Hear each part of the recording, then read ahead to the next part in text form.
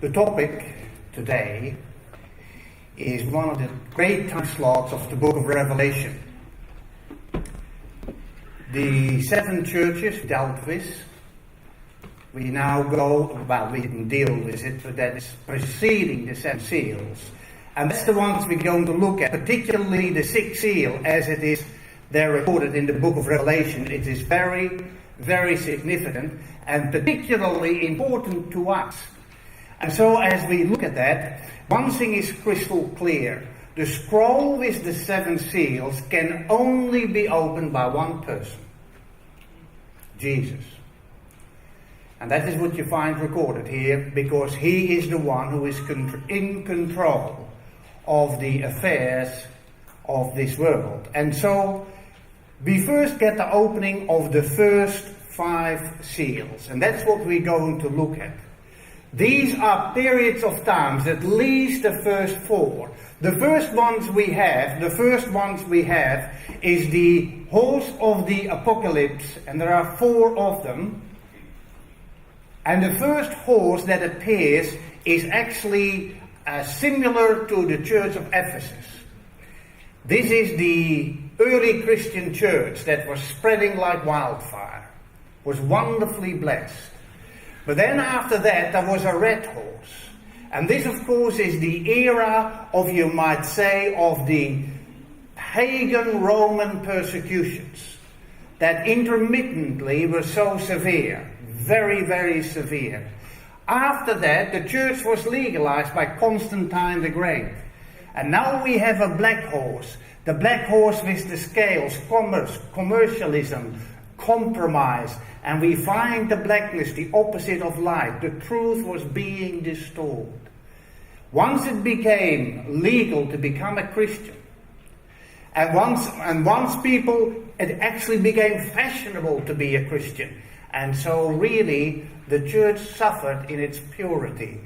And after that we have, and you could count this from probably 538 AD, we have the pale horse, the one which is of course synonymous with the church of Thyatira, where we have so many persecutions, such an extended persecution, a very extended persecution of papal Rome.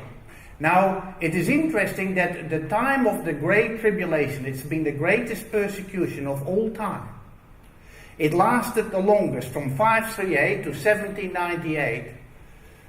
The medieval church was absolutely in charge, you could say. Although towards the end it was waning, and we're going to have a look at that later on. And so from the 4 horses of the apocalypse we now get the 5th seal. And this one deserves a mention.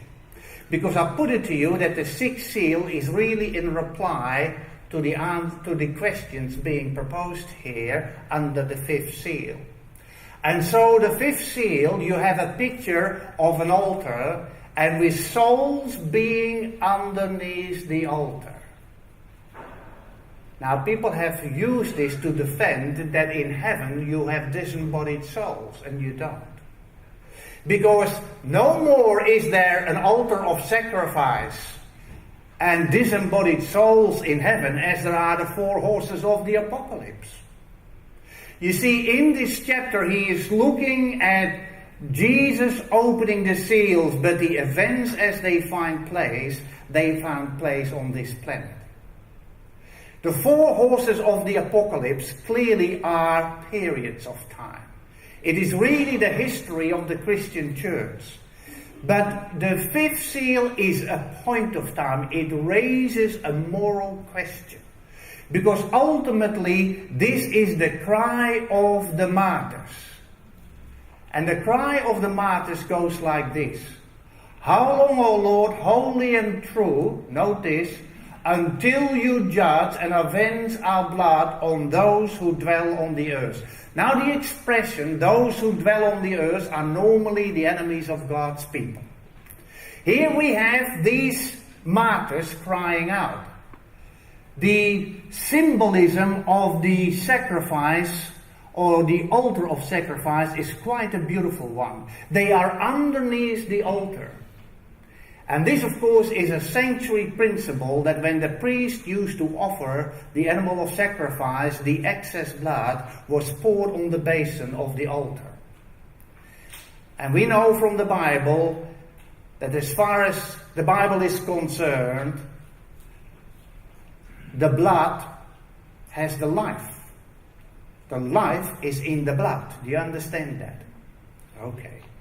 If you go to the 4th chapter there of the book of Genesis, there is a little statement, and that will put in perspective what you actually see here. And if you had a Bible with you, I'd say you look it up, but if not, that's okay. I think you'll remember this one.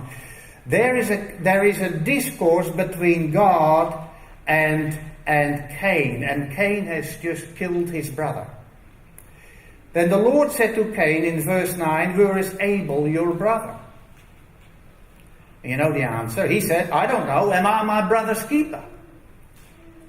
And then God said, "What have you done? The voice of your brother's blood cries out to me from the ground." Do you understand this? This is highly symbolic. Let me just put the glasses off. They make me look old, don't they? Yeah. And so we have here the question.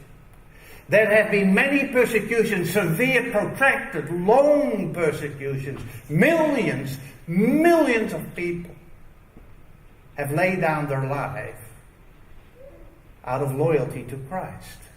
And so there's a question, and it is a prudent one. How long? It never seems to be ending, the persecutions. And this is the verbal reply that they get. White robes were given unto every one of them. That means everybody that gets the white robe, which is the robe of righteousness of Christ, they are saved. Now this is highly symbolic, you understand. What the Bible underwrites, these people are saved, and it was said unto them that they should rest for a little season. In other words, there is still a little bit more time to go, and they were to rest, that is to rest in their graves, of course. And note the next verse. Until their fellow servants also and their brethren, that means their fellow believers, the like-minded people, that should be killed as they were, should be fulfilled. Now, does heaven have in mind a certain quantity of martyrs to be killed? No. What it says here, that the persecution has not quite yet finished. Do you get that? In other words, at this point of time when this pertinent question is raised, they are being told, more or less, there is still a little while to go for the persecutions. Everybody clear on that? Yeah? You can say no if you're not, but not often. It is very interesting when you look at that time period from 538 to 1798 AD.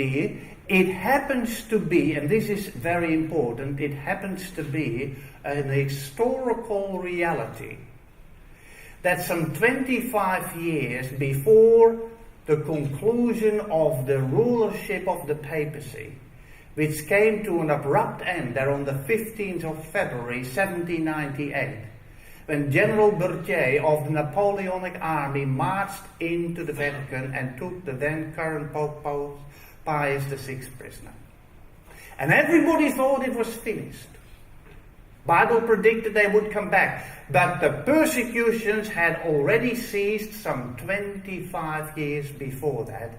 And if you ask me, could you nominate a particular year, I would say that is a bit difficult, but the early 70s were the end of the persecution. The end of that cruel regime of the Inquisitions, the Spanish and the Portuguese Inquisitions. You understand exactly what I've told you now? Because this becomes very important. And so in the early 1770s, the persecutions had ended. Now, with that in mind, let's go back to John the Revelator as he now observes the opening of the sixth seal. Now,